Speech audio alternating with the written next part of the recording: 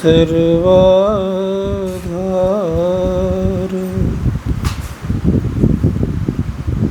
मंगलमय मंगल करना बिनवा बार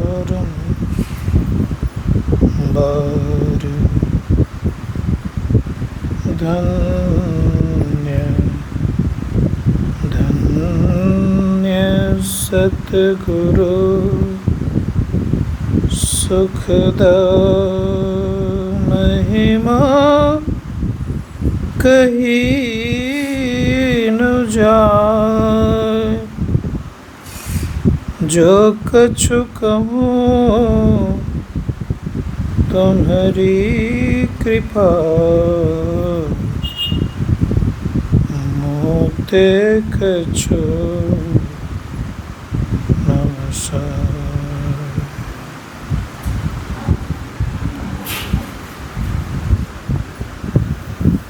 विश्व ब्रह्मांड के नायक सर्वक्षण स्मरणीय सदगुरुदेव के पावन श्री चरणों में कोटि सा नमन।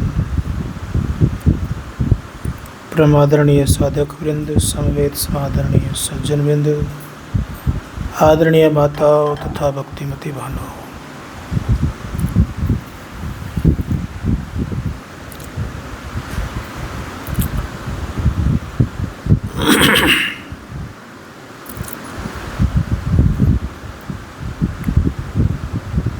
मानव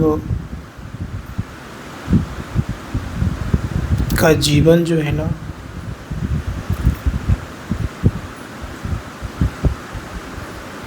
सदैव उथल पुथल पर रहता है।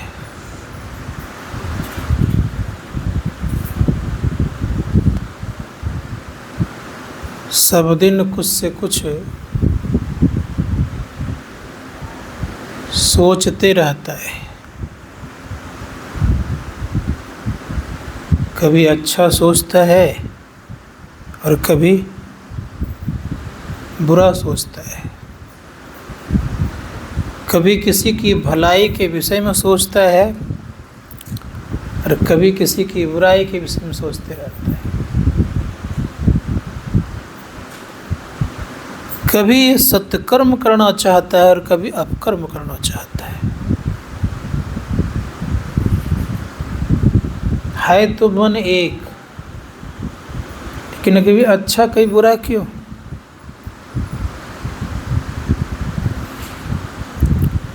संत महात्मा गण कहते हैं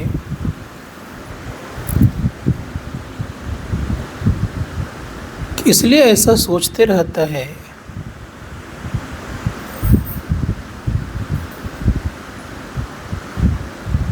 जिनके जितने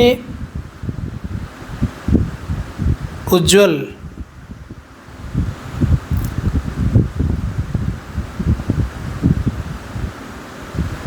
संस्कार होते हैं और संग होता है, वो उतना ही अच्छा चिंतन करता है।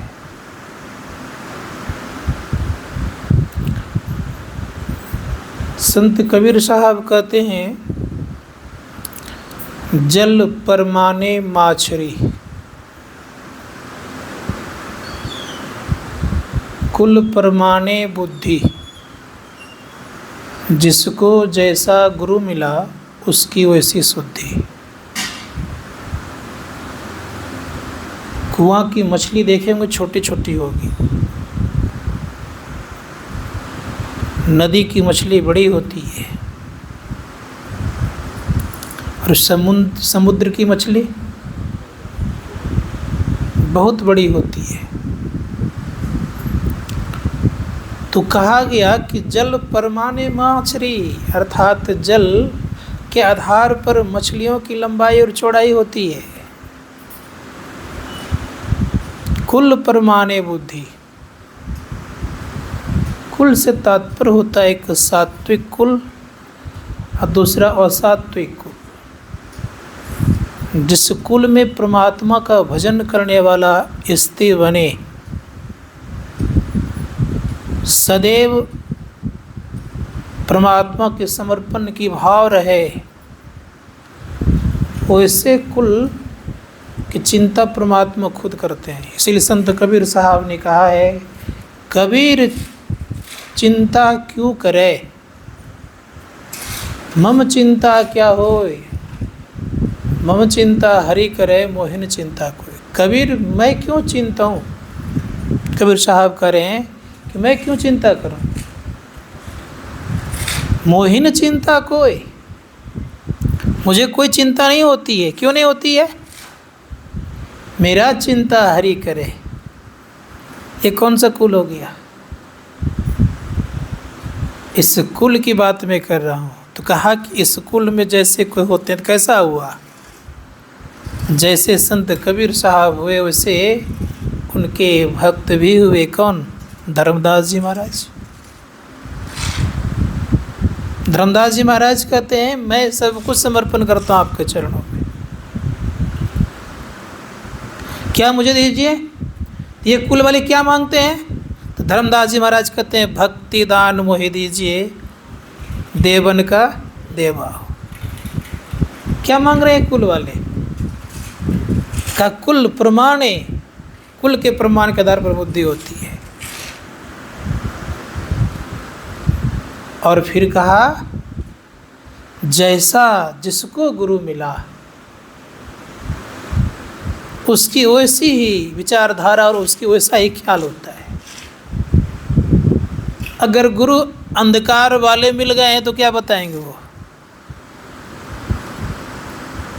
अंधकार की बात बताएंगे, अविद्या की बातें बताएंगे। आज थोड़ा सा समझिए मैं क्या बोलने जा रहा हूँ। गुरु पर निर्भर है।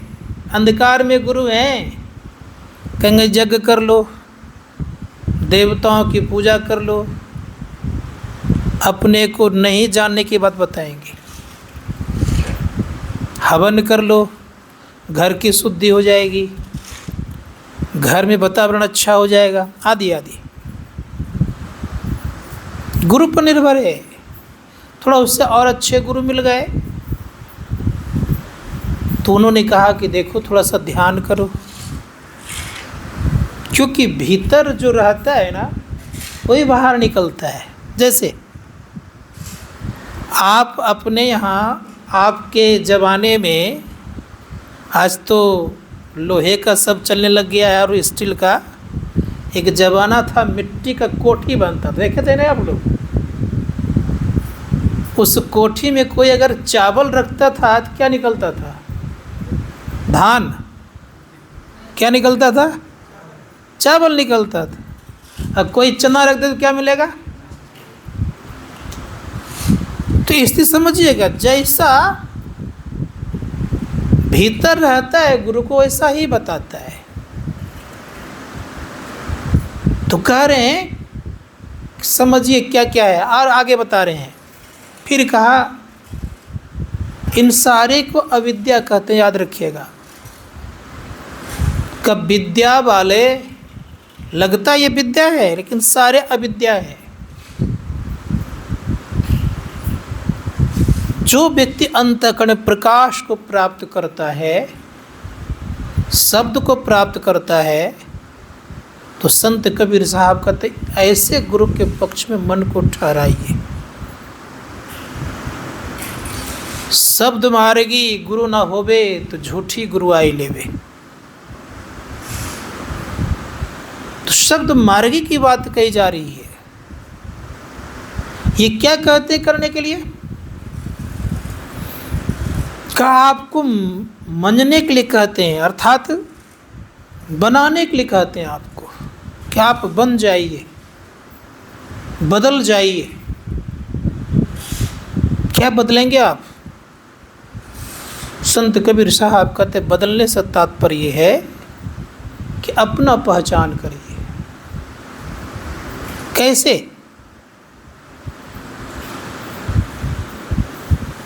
तो संत कबीर साहब कहते देखो प्रत्येक जीव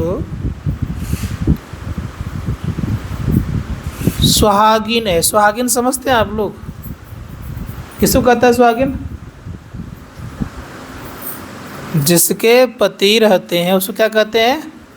सुहागिन। और जिसके पति नहीं रहते हैं उसको क्या कहते हैं? तो संतों ने कहा कि जीव का पति का कभी नाश होता ही नहीं है,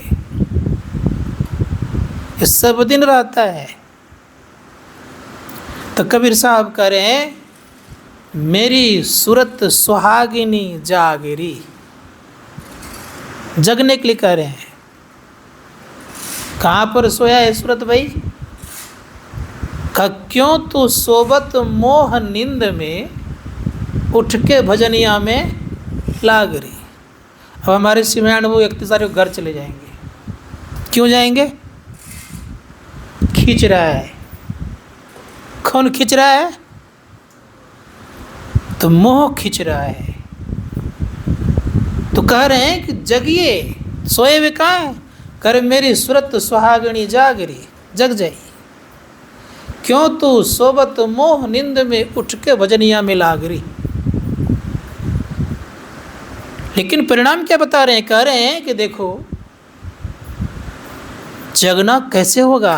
तो कह रहे हैं, चित्त से शब्द सुनो श्रवण दे, उठत मधुर धुन रागरी। मधुर मधुर राग उठते हैं। कैसा राग?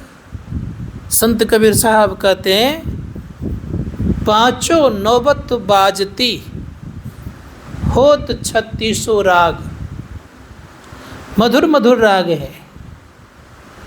लेकिन अगर आपने नहीं जगाया तो परिणाम क्या होगा? कसो मंदिर खाली पड़ा, बैठन लागे काक। कैसी नौबत नहीं आ जाए, इसलिए क्या करिए? तो अपने आप को जगाइए।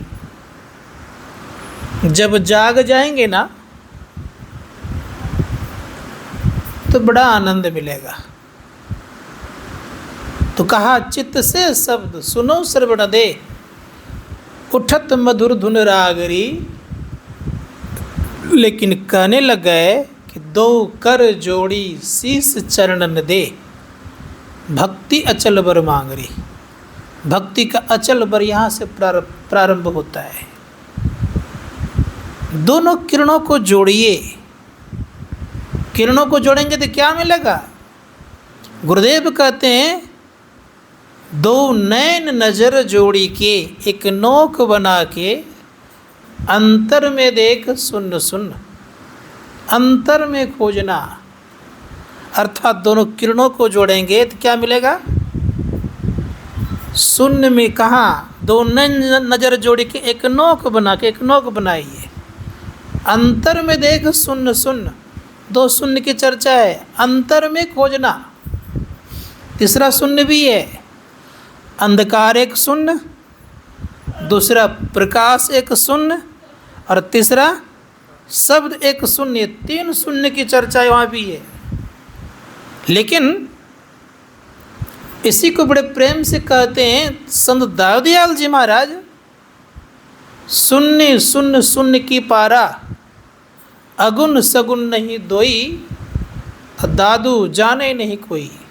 तीन शून्य है, एक अंधकार का शून्य, दूसरा प्रकाश का शून्य, और तीसरा शब्द का शून्य। इन तीनों शून्यों के पार में है कौन? वो परमपिता परमात्मा। तो कह रहे हैं कि दो नैन जोड़ जोड़ी के, एक नोक बना के, अंतर में देख सुन सुन, अंतर में खोजना। देखना किसको है? तो शून्य को देखना है। शून्य कहते खाली जगह को, याद रखिएगा सब कोई। तो पहला शून्य क्या, उसको देखिए, फिर दूसरा शून्य मिलेगा आपके अंदर में। इसी तरह से आप चढ़ेंगे और खोज आपका प्रारंभ रहेगा। तब क्या कहा? जैसे शून्य को आपने देखना प्रारंभ किया तो मिलेगा क्या? तिल द्वार तक के सीधे सूरत को खैचला। तिल का एक द्वार है अपने अंदर में, याद रखिएगा सब कोई। और तिल का दरवाजा कैसे खुलता है? का तिल दरवाजा टूटे नजर की जोर से। कैसे खुलेगा वो? नजर का जोर चाहिए। नज़र का जोर किनके पास होगा? तो जिनकी दृष्टि बड़ी मजबूत होगी उनके पास होगा। तो गुरुदेव कहते हैं, खोज करो अंतर उजियारी, दृष्टिवान कोई देखा है। तो तिल दरवाज़ा टूटता है नज़र के जोर से। तो कह क्या रहे हैं कि वहाँ तक खींच करके ले जाओ, क्या? सूरत को। जैसे सूरत को खींच के ले जाएंगे तो क्या मिलेगा? तो कहा कि जैसे सूरत को वहाँ तक खींच के ले जाएंगे अनहद शब्द मिलेगा। अनहद में क्या करना है? कहा व्यक्ति अनहद शब्द को जब प्राप्त करता है तो गुरुदेव कहते अनहद में धुन सत लौलाए, भव जल तरबो यही उपाय। का उस अनहद धुन में एक सत्य ध्वनि याद रखिएगा, उसको जो पकड़ेगा तो उनका भवसागर पार हो जाएगा। उसी गुरु महाराज कहते हैं, सत्य शब्द धर कर चल मिलन आवरण सारे पार में। तो करना क्या पड़ेगा? तो क्या करना ये पड़ेगा हम लोगों को कि तिल द्वार तक सीधे सूरत को खींच कर ले जाना है। इतना काम करने के लिए थोड़ा सा ताकत और बल लगता है, इतना काम करने के लिए मेहनत लगता है। बाकी फिर मेहनत की आवश्यकता उतनी नहीं पड़ती है। इतना काम करने में कठिनाई है जैसे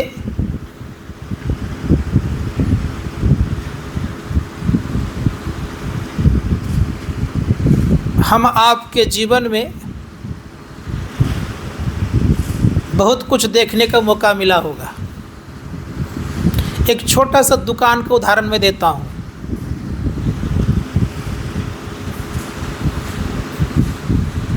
आजकल एक रसगुल्ले का डब्बा आता है, देखे होंगे आप लोगों ने, पैकिंग किया रहता है। रसगुल्ले का डब्बा खोलने में मेहनत लगता है। एक बार मेरा हाथ कट गया था खोलने में, लेकिन रसगुल्ले को डब्बा खोलने में मेहनत तो लगा, लेकिन रसगुल्ला खाने में मेहनत, ठीक समझ लीजिए उसी प्रकार से कि पहला जो पर्दा है अंधकार का, ये मोटा है, बड़ा कठिनाई काम है, ये खोलने में थोड़ा कठिनाई है। इसीलिए कहा वहाँ तक खींच कर ले जाओ। कैसे? का तिल द्वार तक को सीधे सूरत को खींच ला, वहाँ तक खींच के ले जाइए। एक तिल द्वार तक पहुँचने के लिए खींचना पड़ेगा, प्रयास करना पड़ेगा, मेहनत करना पड़ेगा, और उसके बाद फिर मेहनत कम पड़ेगा आपका। लेकिन वहीं तक पहुँचते पहुँचते किसी का 40, किसी का 42, किसी का 15, किसी का 20 पार हो जाता है, तब भी वहाँ तक पहुँचने में असक्षम रहता है, असफल रहता है। तो कहा कि कोशिश कीजिए इतना सा ही। अगर जैसे इतना सा कोशिश कर लिए तो बड़े प्रेम से गुरुदेव कहते हैं कि फिर आसान हो जाएगा। क्यों? कि शब्द की साधना थोड़ा सा आसान है इसके बनिस्बत। इसे धर्मशास्त्रकार कहते हैं कि अगर कल्याण अगर हम आप चाहते हैं तो ये काम करिए। क्यों ये काम कठिन काम है? क्योंकि दृष्टि बड़े हम लोगों का चंचल है, बहुत चंचल है दृष्टि। दृष्टि चंचल के साथ साथ मन भी चंचल है। दृष्टि जमती है तो मन भी ठहरता है, दृष्टि नहीं जमती है तो मन भी ठहरता नहीं है। याद रखिएगा सदैव दृष्टि और मन को बड़ा तालमेल है। दोनों का साथ हो जाना बहुत कठिन काम है। मेल तो है उसमें, लेकिन दोनों की स्थिति बड़ा खराब है। क्या खराब है? कि दृष्टि भी चंचल, मन भी चंचल। अब इस मन के चंचलता का क्या क्या होता है, एक छोटी सी बात सुना रहा हूँ आप लोगों को। महायोगी गोरखनाथ जी महाराज जब साधना करने के लिए बैठे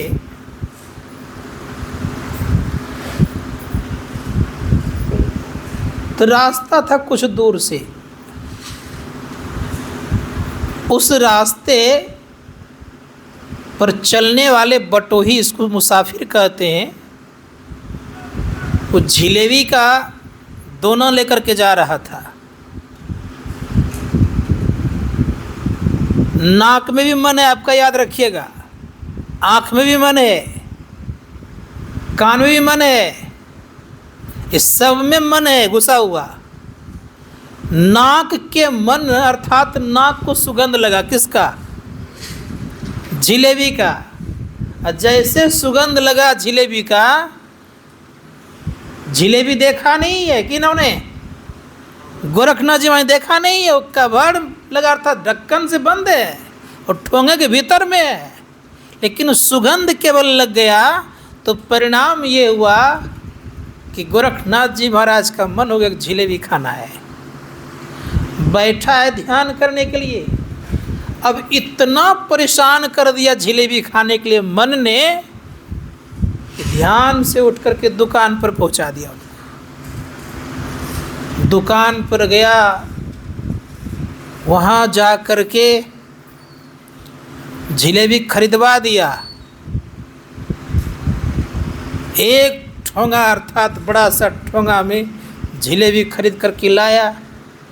लेकिन गोरख ने विचार किया, सत्य की बुद्धि जगी, विचार किया कि अगर आज मैं खा लूँगा तो मन से परास्त हो जाऊँगा।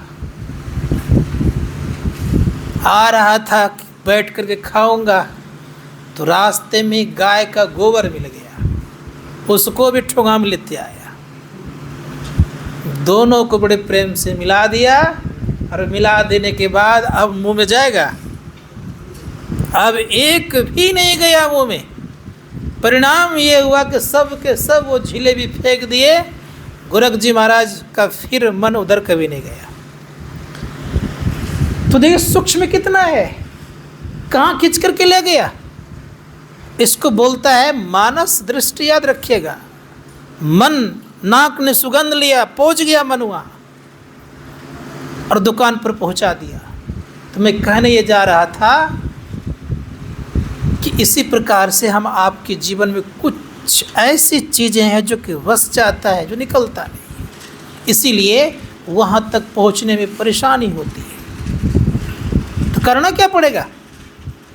तो कहा इसके लिए परहेज करिए, नियम से रहिए, संयमित जिंदगी जीना प्रारंभ करिए। संयमित जिंदगी के तात्पर्य संत कबीर साहब कहते हैं, मन जाए तो जाने दे, तू मत जा शरीर, पांचों आत्मा बस करे, कह गए दास कबीर। मन जा रहा है तो जाने दो, शरीर को लेकर के मत जाओ। अगर शरीर लेकर के चला जाएगा तो अस्थूल कार्य हो जाएगा, और अस्थूल कार्य होने से तुम्हारे जीवन में परेशानियां ज़्यादा आएगी, क्योंकि अस्थूल कार्य होने से ज़्यादा लगाव बढ़ता है, आसक्ति बढ़ती है, नीचे गिराने की संभावना ज़्यादा हो जाती है। इसीलिए संत कबीर साहब कहते हैं कि मन जा रहा है तो जाने दो, लेकिन तुम मत जाओ, तुम शरीर लेके मत जाओ, क्योंकि अस्थूल शरीर पहुंच गया तो अस्थूल कार्य होगा, फिर आपको उबरना मुश्किल है, नहीं उबर सकते आप। उदाहरण रूप में एक प्रसंग सुनाता हूँ आप लोगों को। शौरभी ऋषि का नाम सुने होंगे आप लोगों ने। पानी के भीतर बैठ कर के तपस्या करते थे, ख्याल रखिएगा सब कोई। आज मछली जल के भीतर में जल कीड़ा करने लग गए, वासना जगी। पुरुष वासना ने क्या किया, शरीर को लेकर के पहुंचा दिया मंधाता के यहाँ। उसके 50 कन्या थी, 50 कन्या अति सुंदरी देखने में थी। राजा राज दरबार में बैठे हुए थे, राज दरबार में भरी सभा में अपना देखिए निर्लजता खो दिया, लज्जापन खत्म कर दिया उन्होंने। ये भी उसको भान नहीं हो कि मैं महात्मा हूँ, जल के भीतर में तपस्या करता हूँ, ये भी खत्म कर दिया उन्होंने। और क्या खत्म किया उन्होंने? जिसके डर से सबको डरते थे कि तपस्वी बहुत बड़ा है, वो भी उन्होंने खो दिया। जाके उनसे कहते हैं राजन, मुझे आपकी पुत्री सेवा में चाहिए। राजा के मन में बहुत बात हुई, चाहे तो बंदी बना सकता था, लेकिन तपस्वी थे, तपस्या करता था वो। डर गए, देखा कि शरीर कैसा है। शरीर था ऐसा कि एक भी हड्डियां मांस के भीतर नहीं, सब हड्डियां दिखती थी। एक भी बाल सफ़ेद से बचा नहीं, सब बाल सफ़ेद। दाढ़ी पकी हुई,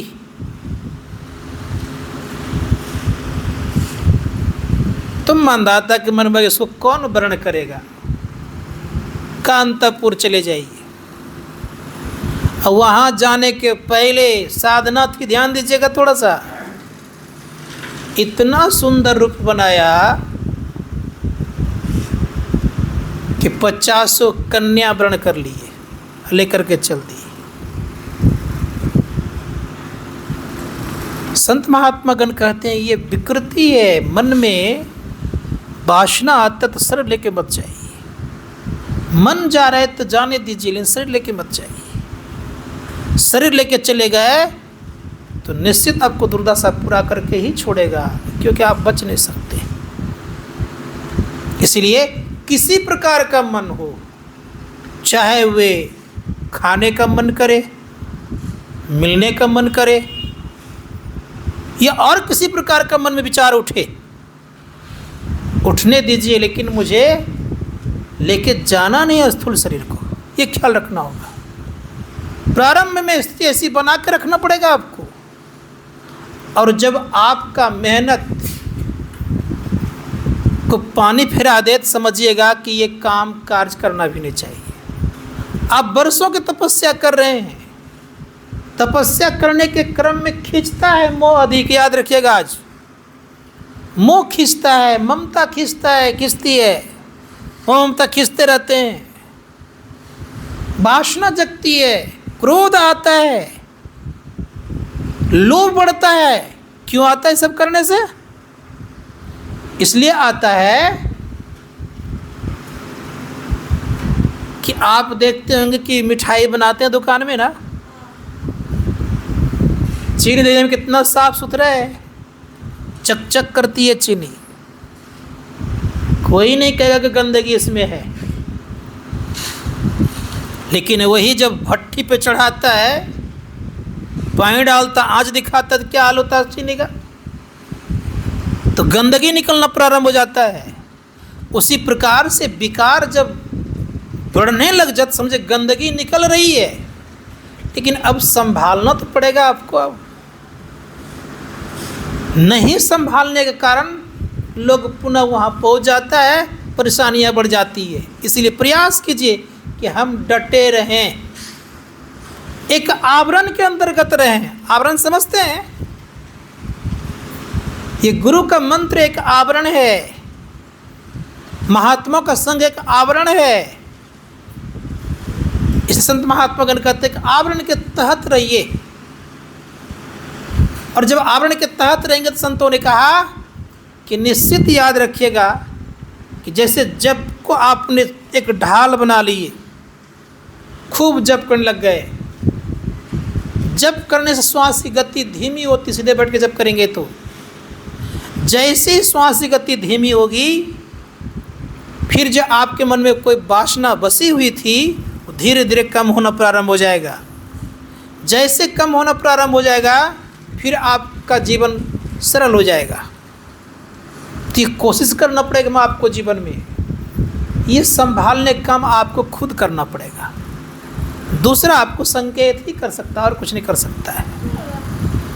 तो मैं कह रहा था कि बचने का ये उपाय है, खिंचता है मोह, ममता, काम, क्रोध, लोभ, ये खींचेगा। अब कि क्यों खींचता है, ये भी प्रश्न है। इसलिए खींचता है, ये सारे सेनापति जमराज के हैं। क्यों? ये राज्य जमराज का है। ये तीनों लोकों में राज चलता जमराज का। संत महात्मा गण कहते हैं, वो कभी नहीं चाहता है जमराज कि हमारे लोक से ऊपर उठ करके ये राम के राज में जाए, कभी नहीं चाहता है। अगर राम के राज में चलाएगा तो ये अमर हो जाएगा, फिर हमारे लोक में कभी नहीं आएगा। जैसे आज 2 बच्चा आया था, अमेरिका में रह रहा था, जन्म बच्चा का अमेरिका में ही हुआ है। अब जानते हैं अमेरिका में जन्म हुआ है तो यहाँ का हमको मन नहीं लगता है, और अमेरिका के नाम पर इतना उछलने लग गया कि हमको जल्दी अमेरिका जाना है। आप विचार कर देखिए।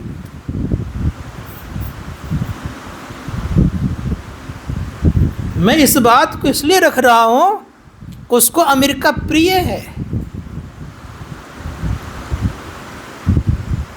संत महात्मा गण कहते हैं जन्म उसका वहाँ, उसको खींचता है उधर।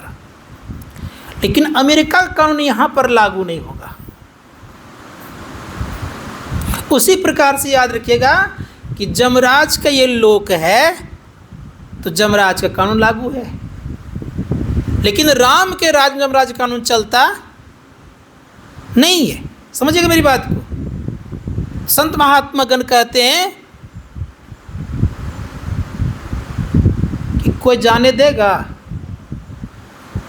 तुम आजीवन वहीं रह जाओ।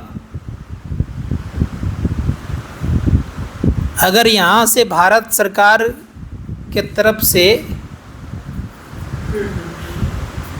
भारत सरकार को एक चिट्ठी लिख करके कहे कि मैं भारत छोड़ रहा हूँ, तो भारत सरकार की प्रतिष्ठा रहेगी जाएगी? क्या होगी? प्रतिष्ठा रहेगी भारत सरकार की? नहीं ना रहेगी। भारत सरकार जाने देंगे? ठीक उसी प्रकार से याद रखिएगा, ये जमराज का राज्य है, यहाँ से दूसरे लोक में जाने के लिए देना नहीं चाहते हैं। इसलिए सारा सेनापति लगा रखे हैं, काम का, क्रोध का, लोभ का, मोह का, मद का, मत्सर का, ईर्ष्या का, द्वेष का, घृणा का, आलस्य का, निंद का, जबाई का, ये सारे के सारे लगा के रखे हैं। कैसे तुम भाग के जाओगे भाई?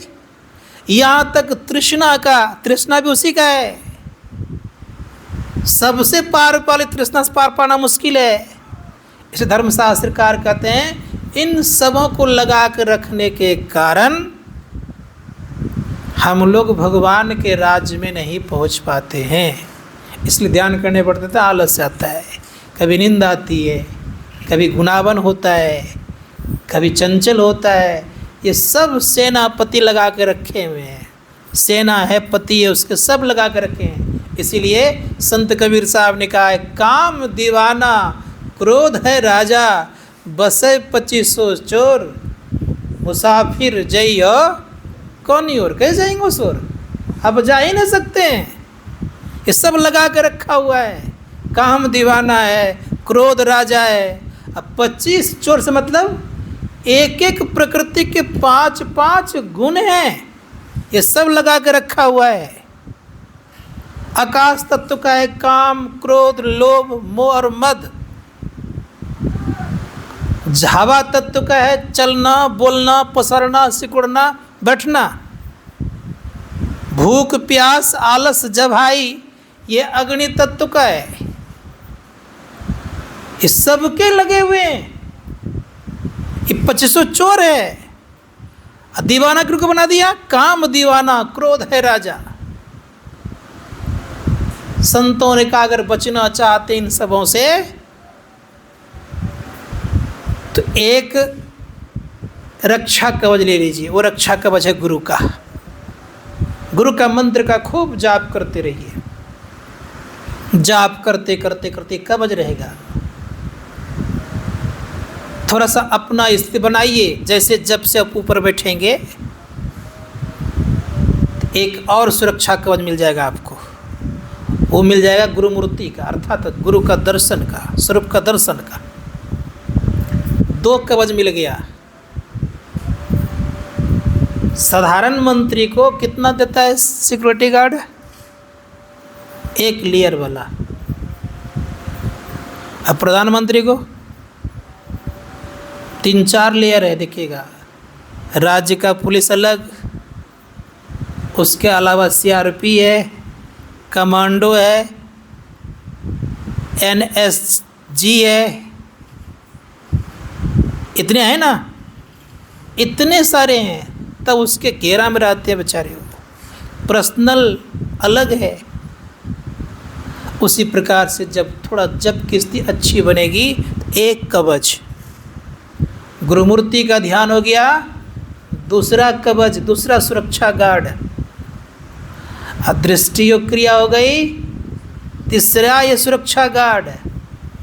संत महात्मा गण कहते हैं इन तीनों के भीतर में जब रहिएगा तब काम दीवाना क्रोध राजा उतना कुछ नहीं बिगाड़ेगा।